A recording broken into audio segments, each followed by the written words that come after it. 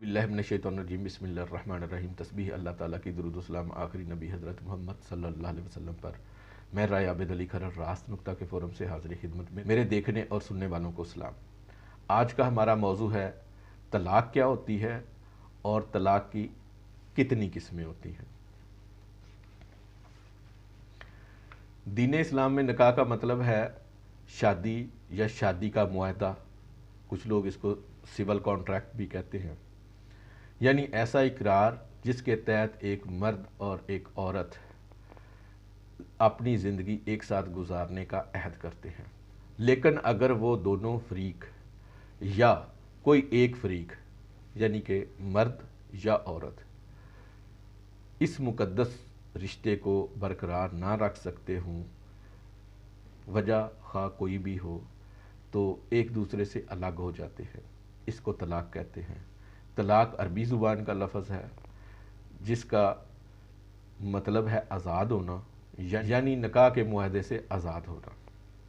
तलाक़ का हक़ यक तरफ़ा तौर पर मर्द के पास है, लेकिन मर्द अपना अख्तियार अपनी बीवी को दे सकता है।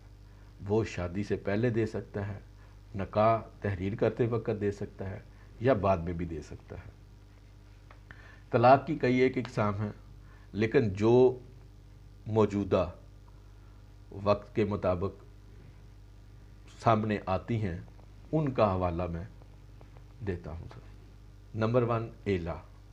ज़माना जहलियत में भी लोग इस तरह करते थे कि कसम खा लेते थे कि मैं अपनी बीवी के पास नहीं जाऊँगा, और आजकल भी हमने देखा है कि इस तरह की कसम खा लेते हैं कि मैं अपनी बीवी के पास अज़दवाजी तल्लुकात कायम नहीं रखूँगा, और वजह चाहे कुछ भी हो।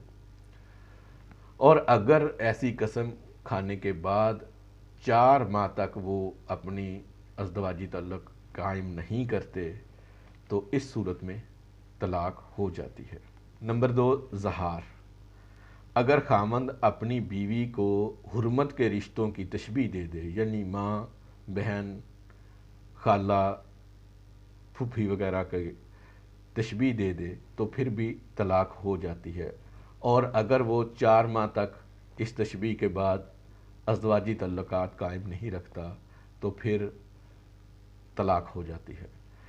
एला और ज़हार दोनों में रजू हो सकता है, कफ़ारा अदा करके रजू किया जा सकता है। और तीसरी तलाक़ जो आजकल दी जा रही है वो है तलाक़ बिद्दत, यानी कि तीनों तलाक़ एक साथ दे देना, कि मैंने 3 तलाक़ दे दी, तो ये तलाक़ बिद्दत है। यानी फिर आगे तलाक़ आती है तलाक़ सुन्नत, यानी कि ऐसे तरीके से जो हमारे दीन इस्लाम के मुताबिक तलाक़ दी जाती है, यानी कि एक तलाक़ दी और 1 महीना इंतज़ार किया, फिर दूसरी तलाक़ दी, फिर तीसरी तलाक़ दी, इस तरीके से ये तलाक़ दी जाती है। ये सुन्नत तरीका है।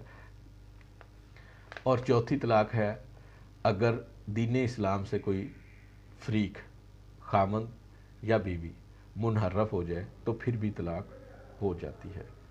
पाकिस्तान के कवानीन तलाक़ सुन्नत, यानी कि 1 तलाक़, दूसरी तलाक़ और तीसरी तलाक़ 1-1 महीने के बाद, ये कवानीन राइज है और इसके मुताबिक ही तलाक़ दी जाती है। उम्मीद है आप वीडियो को लाइक और चैनल को सब्सक्राइब करेंगे।